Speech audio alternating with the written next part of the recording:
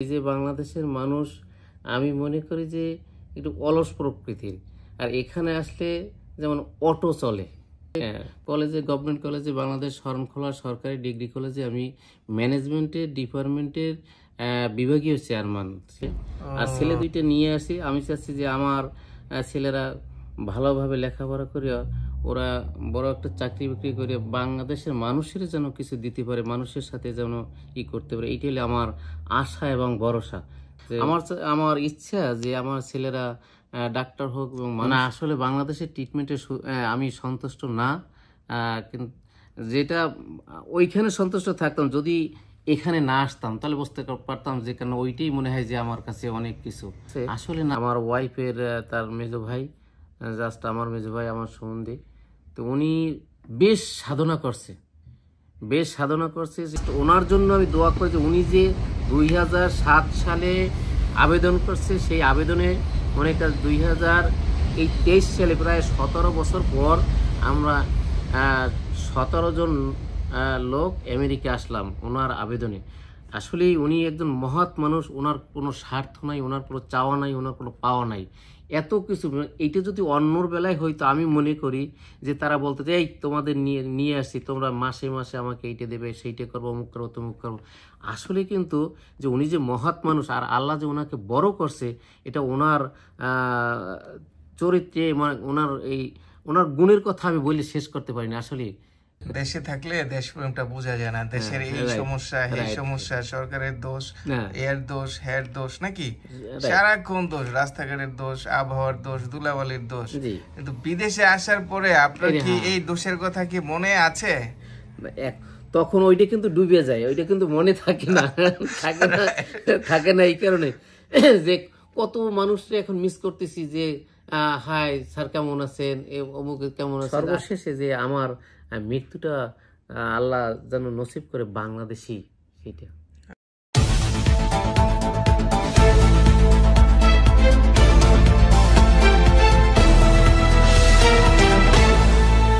আসসালামু আলাইকুম, কেমন আছেন? ওয়ালাইকুম আসসালাম, আলহামদুলিল্লাহ ভালো আছি। আপনার দেশের বাড়ি কোথায় এবং আমেরিকায় কবে আসলেন? আমার দেশের বাড়ি খুলনায়, খুলনা ভাগেরহাটে শরণখোলা থানায়। আমি এখানে আসছি 25শে জুলাই। এই জুলাই ঢাকা এয়ারপোর্ট থেকে উঠছি, 27শে জুলাই এখানে 2023-এ পদার্পণ করেছি। তো প্রায় 11 মাস নাকি? 11 মাস হয়, জুন জুলাই, হ্যাঁ 11 মাসের মতো। যাই হোক, ওইভাবে হচ্ছে আর কি। আচ্ছা আচ্ছা, কনগ্রাচুলেশন, আমেরিকা আসলেন। 1 বছর হয়ে গেছে দেখতে দেখতে। জি, 1 বছর যে হয়েছে প্রায়, আপনি কি টের পাইছেন? না, টের পাই নাই আসলে। যে দিন যে কোন সময় কিভাবে চলে যায় তা বোঝা যাচ্ছে না। আপনার মতো আমেরিকায় যারা আসে সবার একই কোশ্চেন। আপনি 1 বছর যেভাবে গেছে, আগামী 10 ইয়ার্স এভাবে চলে যাবে, আপনি টেরই পাবেন না। আসলে কি আপনি বিশ্বাস করেন? 1 বছরে কি এটা আপনি কি এটা মানে বুঝতে পারছেন? এটা আমি আসার পর থেকে এটা আমি অনুভব করতেছি। আসলে তো যে মানুষ বলে যে আমেরিকা অনেক কিছু, অনেক চাওয়া, অনেক পাওয়া। আসলে যারা মনে করে এখানে পরিশ্রম করবে, যারা মনে করে ভালো এই সময় দিতে পারবে। কিন্তু বাংলাদেশে থেকে আসলে কি যে বাংলাদেশের মানুষ আমি মনে করি যে একটু অলস প্রকৃতির। আর এখানে আসলে যেমন অটো চলে, অটো মনে করেন বলা লাগে না এইভাবে। এখানে এসে জাস্ট ওই ব্যাপারটাই দেখলাম যে অটো চলে এখানের মানুষও। কারোর সাথে কারো সময় দেওয়ার মতো কোনো নাই যে একটু সময় দেবে বা এই করবে। সবাই ব্যস্ত, সবাই কর্মজীবী এবং সবাই কাজের জন্য মরিয়ে হয় ছুটি। আপার সাথে দেখা হয়তো ডেইলি নাকি? সেটা হয় না। না, সেটা রাত্রে বেলা হয়। রাত্রে বেলা হয়, তাও তো হয়, অনেকের হয়ই না। যারা রাতে কাজ করে ওদের অনেক সময় দেখাই হয় না। সেইটাই আর কি। আসলে তো মানুষ, এই জন্য কবি বলে যে মানুষ আসে মানুষ যায়, এই আসা যাওয়ার মাঝখানে হলো মানুষের জীবন। প্রকৃতপক্ষে মানুষের জন্য যিনি কিছু রেখে যান তাকে কেউ ভোলে না, মরেও তিনি অমর। আসলে মানুষের স্মৃতি কিন্তু মানুষকে কাঁদায়। আর কটা দিন বাঁচবো এইটা নিয়েই মনে করেন মানুষ। আমরা অনেক কিছু করার জন্য চিন্তা ভাবনা করি, টাকার পাহাড় গড়ি, আসলে কিছু না। আসলে তো আমি কলেজে মনে করেন চাকরি করছি প্রায় 19 বছর রানিং বাংলাদেশে কি করতেন? বাংলাদেশে কলেজে, গভর্নমেন্ট কলেজে, বাংলাদেশ শরণখোলা সরকারি ডিগ্রি কলেজে আমি ম্যানেজমেন্টের ডিপার্টমেন্টের বিভাগীয় চেয়ারম্যান ছিলাম। অনেক ভালো পদে ছিলেন। তো আপনি স্টুডেন্টদের কি আপনি মিস করছেন? ইনশাআল্লাহ সবাই মিস করি, এবং ওরাও আমাকে বারবার করতেছে, ফোন দিতেছে, লিখতেছে যে স্যার কেমন আছেন, স্যার আপনার শরীরের অবস্থা কি। আমার অলরেডি মনে করেন আমার যে ডিপার্টমেন্টে, ম্যানেজমেন্টের ডিপার্টমেন্টে আমারই এক ছাত্রী দীর্ঘদিন মনে করেন ওরে, আমি যখন 2004 সালে কলেজে যোগদান করি তখন ও সেকেন্ড ইয়ারের ছাত্রী ছিল। ওই জাস্ট আমার ডিপার্টমেন্টে এখন ওই টিচার। হ্যাঁ, তা আমার ভালো লাগলো যে আমার এইটাই, যে আমার মনে হয় যে আমি এমন শিক্ষিত করতে পারেছি তাকে, যার কারণে মনে করে সে আবার আমার কাছেই ফিরে আসছে। তো আমেরিকায় এই যে আসলেন, আপনি তো স্টুডেন্টদের মিস করছেন, তো যেই স্বপ্নটা আমেরিকায় আসলে মানুষ বাংলাদেশ থেকে দেখে, ওই স্বপ্নটা আপনি কি দেখতে পাচ্ছেন বা ধরতে পারতেছেন? আমি এখনো সেই ধরনের সেই পজিশনে যাইতে পারি না। হয়তো হবে কি যে আমি আসছি যে আমার নিজের জন্য, আমি চাচ্ছি যে আমি কিছু করি, যে দেশে থেকে তো মানুষকে কোনো কিছু দিতে পারি না বা কিছু করতে পারি না। আমি প্লাস আমার সন্তানরা, 2টা সন্তান নিয়ে আসছি। আমার মেয়েটা বাংলাদেশে বিয়ে হয়েছে, ও হয়তো ওর যদি ভাগ্যে থেকেও আসবে। আর ছেলে 2টা নিয়ে আসি। আমি চাচ্ছি যে আমার ছেলেরা ভালোভাবে লেখাপড়া করিয়া ওরা বড় একটা চাকরি বাকরি করে বাংলাদেশের মানুষের যেন কিছু দিতে পারে, মানুষের সাথে যেন করতে পারে। এইটা হলে আমার আশা এবং ভরসা। যে আমার নাম করার কোনো কিছু না, যে যাতে মনে করে যে সবাই যাতে ওখানে অনেক গরিব আছে বা অনেক আছে, তাদের সাথে যেন তারা শেয়ার করে, ও আমার ছেলেরা যখন শেয়ার করতে পারে যে তাদের সাথে কিছু, তাকে কিছু দিতে পারে বা করতে পারে। এইটি হলে আমার সবচেয়ে চাওয়া এবং পাওয়া। এই জন্যই আমি জাস্ট আমেরিকায় আসছি। তা নাহলে আমি বাংলাদেশে যেভাবে আল্লাহ রাখছে তার শুকরিয়া আদায়, যে কেননা মানুষ দেওয়ার মালিক, খাওয়াবার মালিক, পড়ার মালিক সব কিছু আল্লাহ করে। হ্যাঁ, আল্লাহ ছাড়া তো কোনো কিছুই করা সম্ভব না। তাই আল্লাহ যেভাবে আমাকে যেখানে যে পজিশনে রাখছিল, যে মান সম্মান ইজ্জত সহকারে, যথেষ্ট ভালো ছিলাম। কিন্তু একমাত্র ওইভাবে থেকে কিন্তু মানুষের কোনো কিছু দেওয়া যাবে না, কিছু করা যাবে না। এই বিধায় আমি আমার সন্তানদের নিয়ে আমেরিকা পাড়ি জমাইছি, যাতে মনে করে যে ওরা যখন দেশে যাবে মানুষকে কিছু দিতে পারে। এইটা হলো আমার আশা এবং ভরসা। আপনার মধ্যে রিয়েল দেশপ্রেমটা আসলে পাইলাম। এই ধরনের কথা আমেরিকা আসলে শোনা যায় খুব কম। সবাই আমেরিকা আসার পরে সবাই চিন্তা করে আমার ছেলেদের এইখানে মানুষ করব, এইখানে বড় করব, এইখানে এইটা বানাবো, ওইটা বানাবো।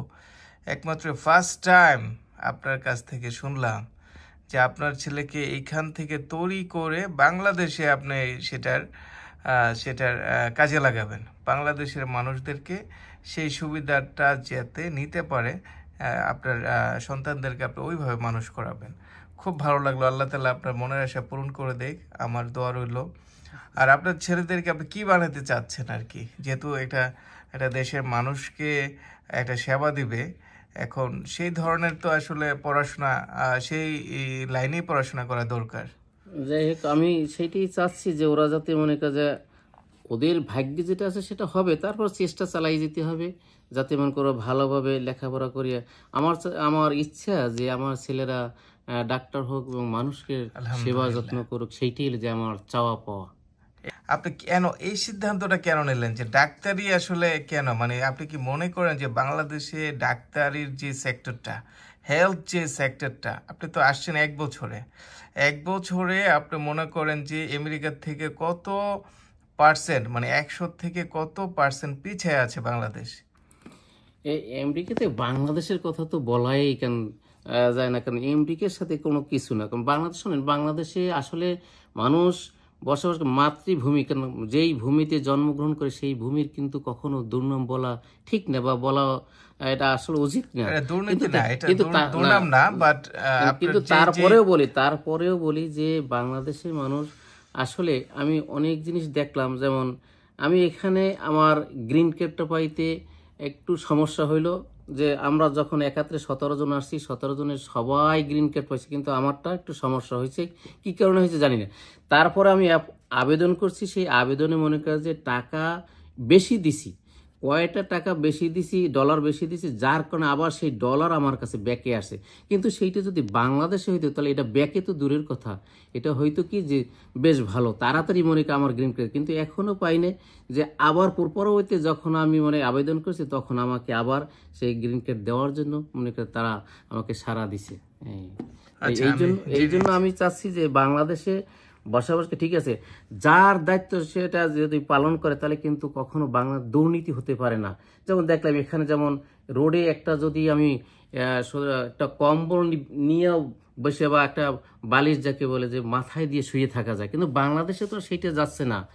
বাংলাদেশে মনে করেন যে যার সবাই চাচ্ছে, যেমন একটা কলার ছোলা যদি মনে করেন যে সবার কাছে দেখি, আমেরিকায় এসে আমি এইটি জিনিসটা দেখলাম যে একটা কলার ছোলা কলাটা খেয়ে বাইরে ফেলে না, হ্যাঁ, তখন কি করে সেই কলার ছোলাটা তার কাছে একটা ব্যাগ থাকে, সেই ব্যাগের বা থলিতে নিয়ে সে বাসায় চলে, অথবা কাছাকাছি যখন সে একটা ডাস্টবিন পায় বা আমাকে ব্যবহার করো এইভাবে কোনো একটা পায়, তখন সেখানে সে তার ব্যাগ থেকে বের করে ফেলে দেয়। কিন্তু বাংলাদেশে কি করে যে সেখানে কলার ছোলা খাইয়েই কলাটা বাইরে মনে করে ফেলে দেয়, আর একটা লোক আসে যে ওইটির উপরে পরে যে হোঁচট খায়, তার হয়তো আঘাত হইতে পারে, যে পা ভাঙতে পারে, হাত ভাঙতে পারে, এইটা কিন্তু মানুষ বোঝে না। কিন্তু এখানে এসে দেখলাম যে একজন যে হোমলেস, তার ভিতরেও যে একটা মানবতা বা আছে, কিন্তু সেইটা তো বাংলাদেশের মানুষের আসলে বলতে, সত্যিকার কথা বলতে তো দ্বিধা করা ঠিক না, কিন্তু বাংলাদেশের মানুষ সেই জিনিসটা আসলে বোঝে না।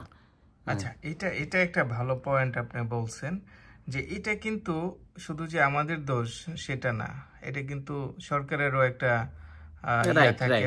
আমরা গরিব দেশ, সব জায়গায় কিন্তু আপনি ডাস্টবিন, এখানে ডাস্টবিন আছে দেখে আপনি ফেলতে পারতেছেন, না থাকলে কিন্তু দেখা যায় আপনার 10টা মানুষের জায়গায় হয়তো 1-2জন মানুষ রাস্তায় ফেলতো।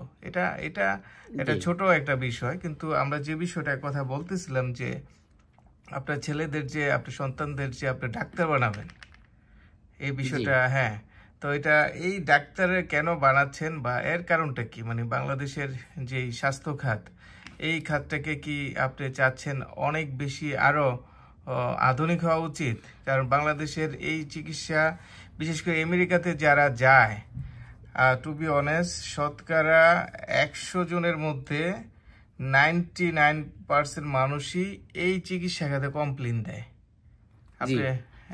এটা স্বাভাবিক দিবে, এবং তারা সেটা করেও দেখছি। যে মনে করেন যে সিরিয়াল, সামান্য একটা সিরিয়াল, এখানে যেমন সিরিয়াল দিতে গেলে, যেমন আমার সিরিয়ালটা প্রথম ছিল, আমার পেপারে বা আমার কাগজে একটু ভুল হয়েছে বা লেখালেখি ভুল হয়েছে, তখন আবার আমাকে পাঠাই দিল ব্যাকে, পিছনে পাঠাই দিলে আমি এবার পিছনে তখন আবার আমি সামনে যাব না, ওই পিছন থেকে আবার শুরু হয়ে সামনে যাইতে হবে। আর বাংলাদেশে কি করে যে আমরা ওখান থেকে পাঠাই দিছে, এ ভাই আমার তো জরুরি কাজ আছে, আমার তারা আছে, তাই ধরো তুমি, যেমন মনে কর যে সিরিয়াল দেয় তাকে মনে কর যদি আপনি 200 টাকা বা 100 টাকা ধরাই দেন, আপনার সিরিয়াল আগে উঠে যাবে। কিন্তু এই আমেরিকায় এসে সেই জিনিসটা বাস্তব প্রমাণ আমি দেখলাম যে আসলে সেই ধরনের কখন এই জায়গায় কোনো সিস্টেম নাই।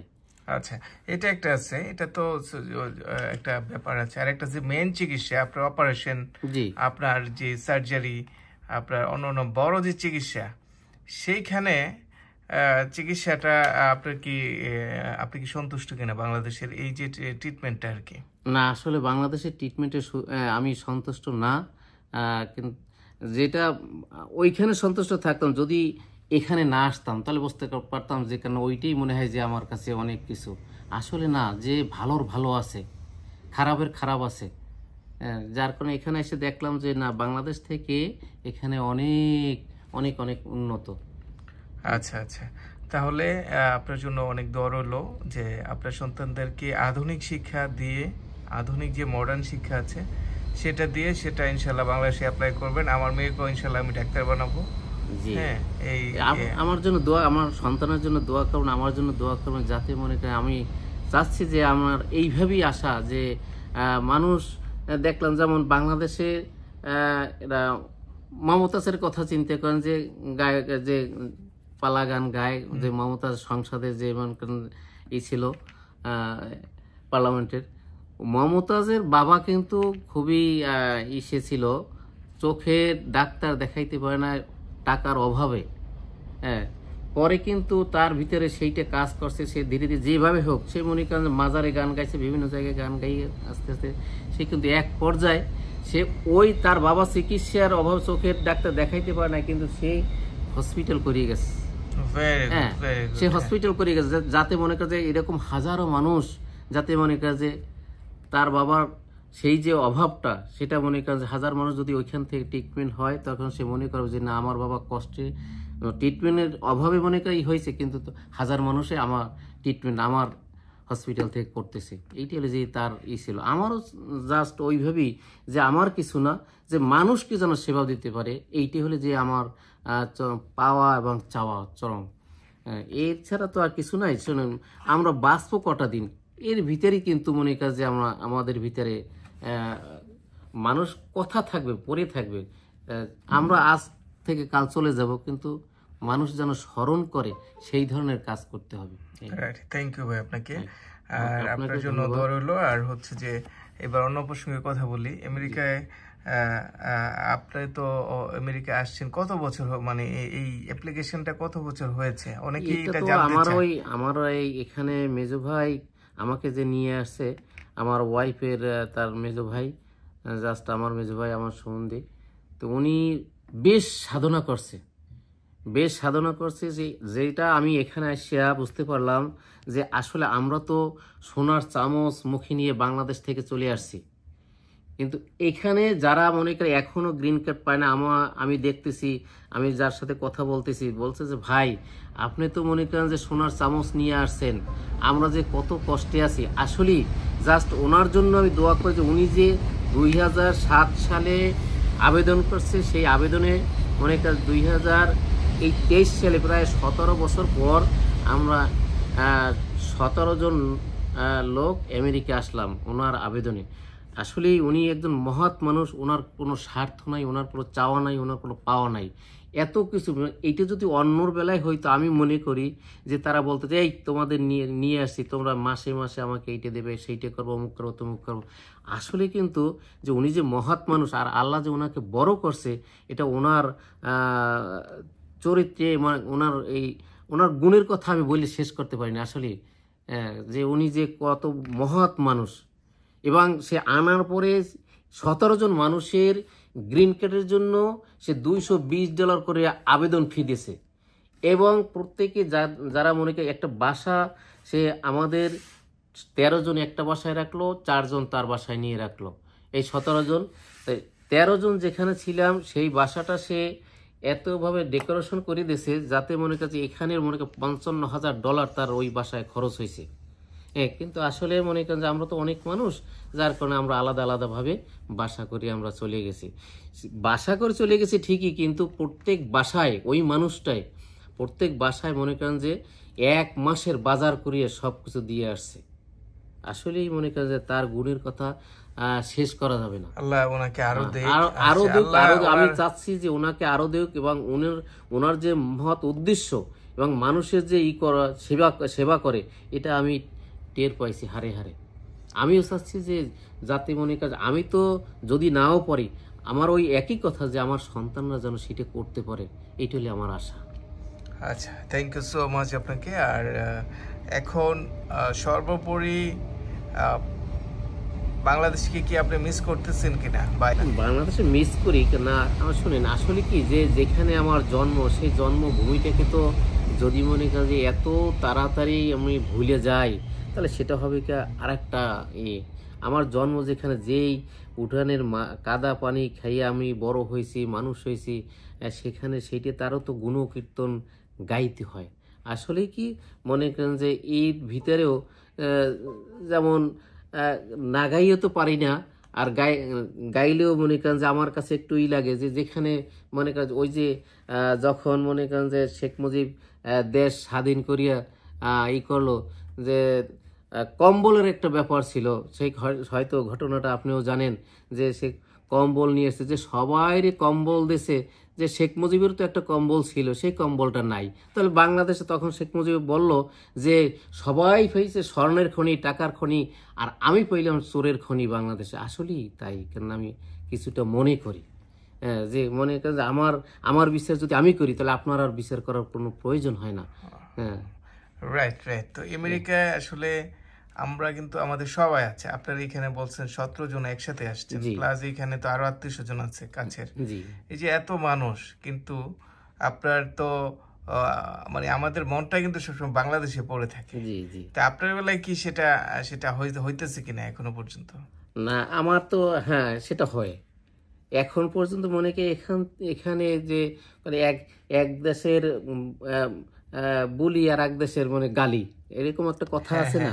হ্যাঁ, আসলে তো মনে করেন যে ওটা তো ভোলা যায় না। মনে করেন কাদামাটির ভিতর থাকলেও, যেমন এই যেই মানুষটা আমাদের নিয়ে আসছে, সেও কিন্তু কখনো যখন হুট করে মনে করেন যে ভ্যাকেশন পায়, যখন ছুটি পায়, তখন সেও চায় যে বাংলাদেশে যাই একটু মানুষের সাথে কথা বলি, একটু করি। আসলেই ওটা তো ভোলার কোনো কথা না। যেই দেশে জন্মগ্রহণ করুক না কেন, সে কিন্তু সেই দেশের জন্য তার একটা মায়া, এটা কিন্তু কখনো সে ভুলতে পারবে না।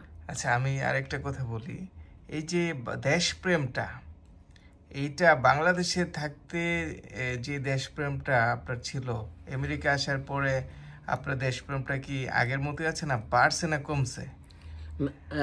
যখন যেটা যার কাছে নাই সেটা কিন্তু অনুভব করে বেশি। যেমন এই উদাহরণ টানতে হয়, যেমন আমরা যেমন সহজে পাইছি যে গ্রিন কার্ডগুলো আমরা পাইয়ে গেছি না, কিন্তু যদি এই গ্রিন কার্ডগুলো সাধনা করে পাইতো তাই ওটার যে কত মূল্য আমার কাছে মনে হইতো, যে কোটি কোটি টাকার মূল্য। কিন্তু যারা সহজে পাইছে না তারা কিন্তু এই জিনিসটা মূল্যায়ন করতেছে না। হ্যাঁ, জাস্ট ওইভাবেই আর কি।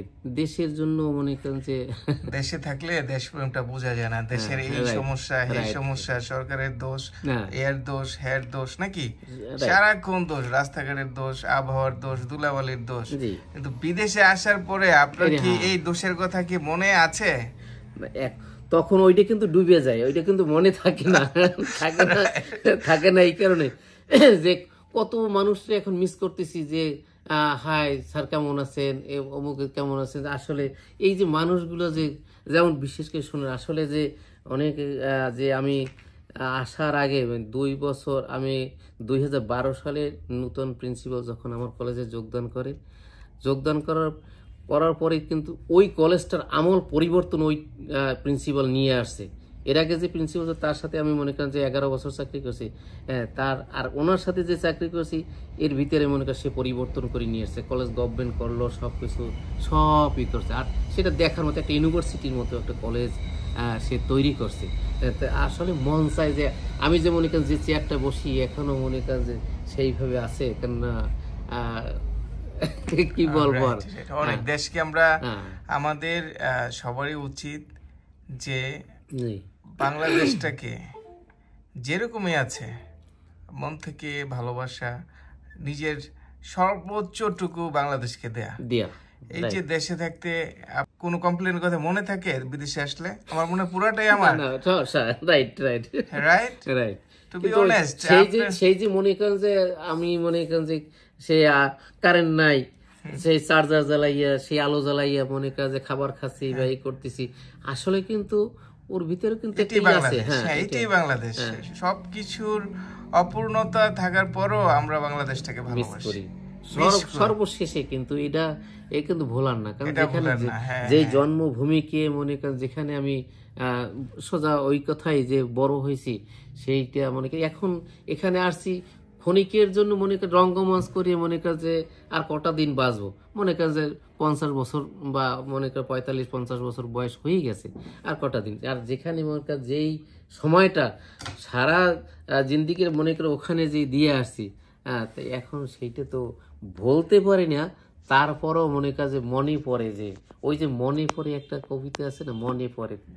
আচ্ছা, তাহলে আরেকটা সেনসিটিভ একটা কোশ্চেন করি, যে এখানে আমেরিকা আসার পরে আপনার সবাই যখন চলে আসে তখন তারা আর বাংলাদেশে মানে যাবেই না, এরকম সিদ্ধান্ত নিয়ে এখানে কবর কেনা শুরু করে দেয়। তখন তার লাস্টে যদি এইখানে কবর দেয়, মানে আপনার আপনার অনুভূতিটা কি? আল্লাহ মৃত্যুটা কিন্তু মানুষের একটা একটা মৃত্যু যার যেখানে আল্লাহ দিয়ে দিয়েছে সেখানে হবে, কিন্তু আমার সর্বশেষ সন্তান, আমার ওয়াইফ সব নিয়ে এসে পড়ছেন, এখন আপনার চাওয়া পাওয়াটা কি? আমার সর্বশেষ ইচ্ছা আমার সন্তানরা এখানে মানুষ হইয়া ওরা মনে করে মানুষের সেবা দেবে, এবং আমি সর্বশেষ আমার ইচ্ছা যে আমার কলেজের পাশেই একটা জমি আছে, সেই জমিটা 10 কাঠা একটা জমি, ওই জমিটা আমি চাচ্ছি যে আমি বাংলাদেশে যাইয়া ওর পাশাপাশি 2টা আমার বাড়ি আছে, একটা আমি থাকবার ওই বাড়িটা আমি যাতে মনে করি এই সন্তানরা যদি মনে করে বড় হয়ে টাকা, আর ততদিন যদি আমি বাঁচি টাকা পয়সা পাঠাইলে আমি ওখানে একটা প্রতিষ্ঠান গড়িয়ে দেবো, যাতে মনে করে যে ওরা তার মনে করে আমি মারা গেলেও মনে করে এখানে কথা আছে না, কেউ যদি একটা রাস্তা করে দেয়, কেউ যদি একটা মসজিদ করে দেয়, একটা মাদ্রাসা করে দেয়, তো সেখান থেকে সদকায়ে জারিয়া, সেখান থেকে সে আজীবন সে সব পাইতে থাকবে। আমারও চিন্তা ভাবনা আমি আবার সেই মাতৃভূমিতে ফিরে যাব, ফিরে যাইয়া সেখানে মনে করেন যে আমার ছেলেরা টাকা পয়সা পাঠাবে, আমি মনে করি ওখানে একটা কিছু করে যাতে মনে করেন আমি আমার কোশ্চেনটা ছিল অন্যটা, যদি এইখানে আপনার সবাই আছে, ওয়াইফ সন্তানরা সবাই, তারপর যদি আল্লাহ না করুক আপনার যদি ধরেন 20 বছর 30 বছর পরে, বা আপনার একটা মানুষের তো এটা মৃত্যু হয়, যেমন আমার এখনো পর্যন্ত আমি প্রায় এখানে 13-14 বছর হয়ে গেছে, 14 বছরের উপরে হয়ে গেছে আমার লাশ, কিন্তু আমি এখনো চাই যে আমার লাশটা বাংলাদেশে যাবে। রাইট, শুনুন আসলে কি যে এই জিনিসটা যে আপনি বলছেন এটা কিন্তু আমারও মনে প্রাণে যে আমি বাংলাদেশে সবাই মনে করি এখানে আপনি কোনখানে কোন জায়গায় রাইখে আসলো, কিন্তু কই কোনো আত্মীয় স্বজন যাওয়ারও কেউ যাবেও না, কেউ স্মরণও করবে না। আর বাংলাদেশে মনে করেন আপনার যদি মনে করেন একটা কবর থাকে, আর না হয় 2টা মানুষে বলবে যে এখানে এইটা অমুকের কবর, কবরের পাশ দিয়ে গেলে মনে করেন যে সে সালাম দিল, কবর জিয়ারত করলো, সারাক্ষণ একটা সেইটাই আমি চাচ্ছি যে সর্বশেষে যে আমার মৃত্যুটা আল্লাহ যেন নসিব করে বাংলাদেশি, সেটা।